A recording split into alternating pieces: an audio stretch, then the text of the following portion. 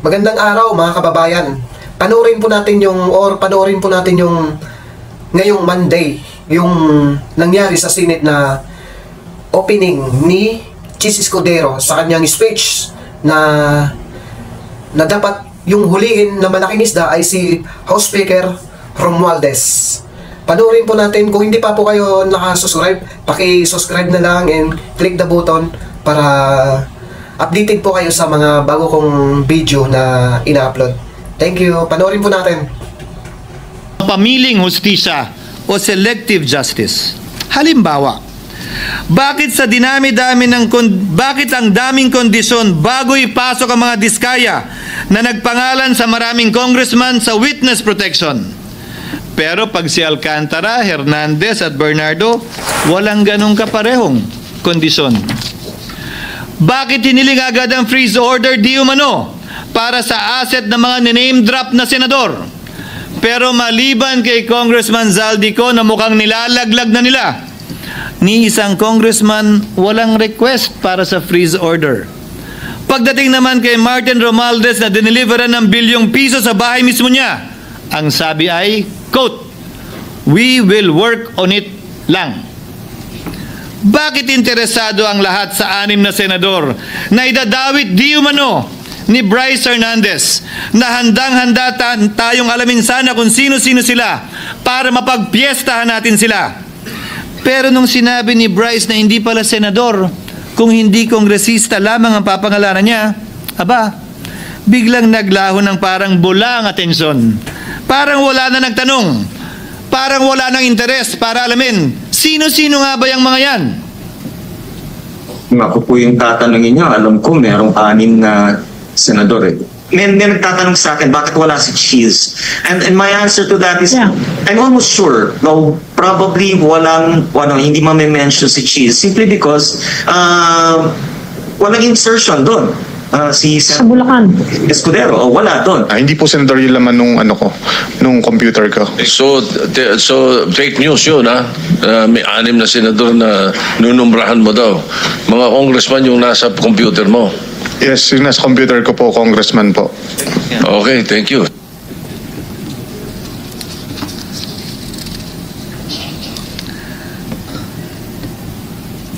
Nagkataon lang ba, Ginoong Pangulo, na ang mga nakaupong senador na dinidiinan sa ngayon ay ang dating Pangulo, dating pro tem, dating punong mayoriya ng Senado, na lahat nagkataon din lang ba na bumoto kontra sa depektibong impeachment ni Vice President Duterte o talagang tinumbok lang kami?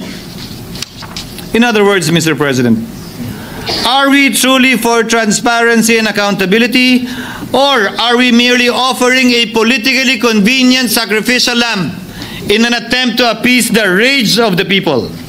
What is painful, Mr. President, is that along the way, reputations have been disparaged and tarnished. Innocent persons have been implicated, and the Senate is slowly but surely being destroyed. Nagkataon lang po ba na ang lahat ng ito o ito'y sumusunod sa isang script, direksyon at basbas ni Martin Romualdez? Sa kanyang script na naglalayong ilihis ang galit ng bayan mula sa kanya at sa mga kasabwat niya at ituro ito sa Senado at mga senador. Ginoong Pangulo, ang script at sarswelang ito ay di uubra dahil napakalayo po nito sa katotohanan. Napakasama sa panlasa at tinitiyak ko sa inyo, hindi po ito matatanggap at lulunukin ng sambayanang Pilipino. I've been in public service for 27 years. I've never been accused nor charged with corruption. This is the sterling record which they are trying to tear down, and I tell you, they will not succeed. I will defend myself, Mr. President, against these malicious and false allegations.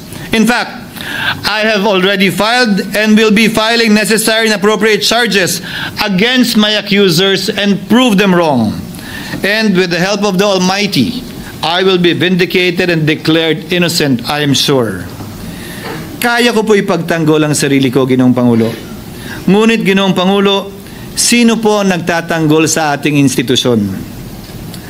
Kaya't ang aking tanging hiling po sana sa inyo, Ginoong Pangulo, at sa ating mga kasamahan sa Senado, labanan po ninyo at huwag niyong pahintulutang ang mapamiling hustisya na lantarang nangyayari sa harap natin ngayon. For what is happening now is selective justice and mob justice. Members of the Senate have been thrown off a cliff before the court of public opinion in an attempt to mollify the people's rage, thereby covering up the real perpetrators and giving them a chance to get away. Mr. President, I will not allow justice to be weaponized against the innocent to protect the guilty, because this corrodes the legitimacy of the law before our people's eyes. Wala pong naniniwala, bagkos lahat nagtatanong, bakit walang congressman na kasama sa investigasyon? But what about the other congressmen in Bulacan? Why haven't they been questioned? Called out, yeah. You think that they do not know what's going on? Ginoong Pangulo, mga minamahal kong kasamaan, huwag po tayong sumunod sa script ni Martin Romualdez. Labanan po natin ang script na ito. Pasagutin at imbestigahan lahat ng niname drop at nabanggit, congressman man, senador man at iba pang opisyal, at dapat kasama dito si Martin Romualdez. Ginoong Pangulo, hindi ba natin nakikita na pilit tayong pinag-aaway-away?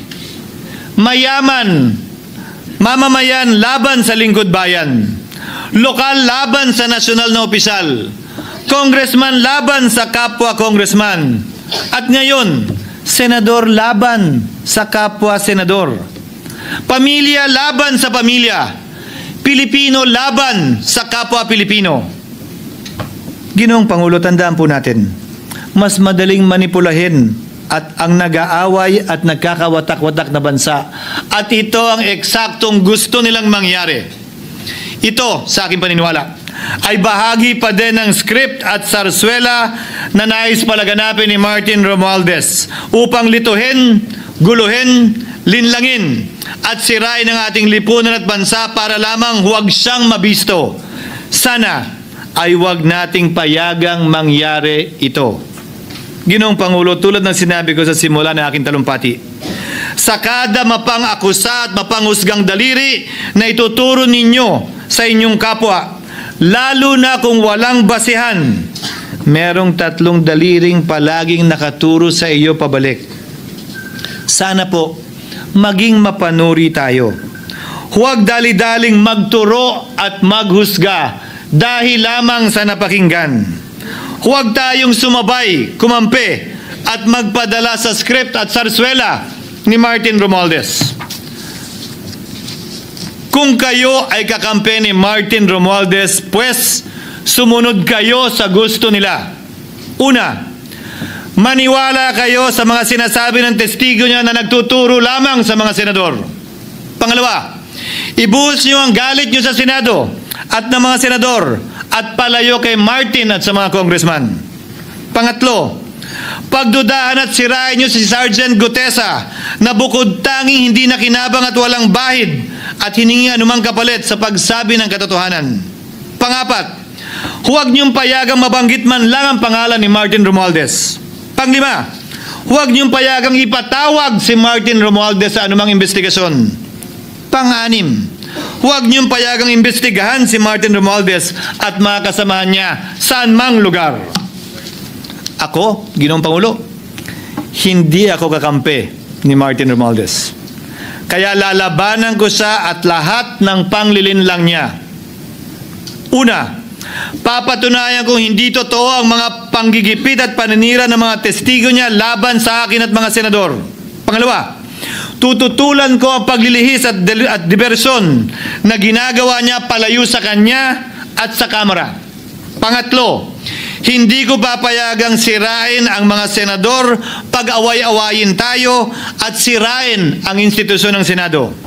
Pangapat, pinaniniwalaan ko at saludo ako kay Sergeant Gutesa at iba pang katulad niya sa paglabas ng katotohanan. Panglima, hindi ako matatakot banggitin ng paulit-ulit ang kanyang pangalan, Martin Romualdez. At ipaglalaban kong ipatawag at imbestigahan si Martin Romualdez at lahat ng kanyang mga kasangkot at kasama. Ginoong Pangulo, mga minamahal kong kababayan, kung nais niyong lumitaw ang katotohanan, kung nais niyong panagutin ang tunay na salarin, kung nais po niyong makulong ang tunay na may kasalanan, huwag ninyong kampihan si Martin Romualdez. Punitin natin ang script ni Martin Romualdez at higit sa lahat, huwag magpadala, huwag sabayan, huwag maniwala sa sarswela na nilalako ni Martin Romualdez. Maraming salamat po, Ginoong Pangulo, at magandang hapon po sa ating lahat. Thank you, Senator Francis G. Escudero. Leader.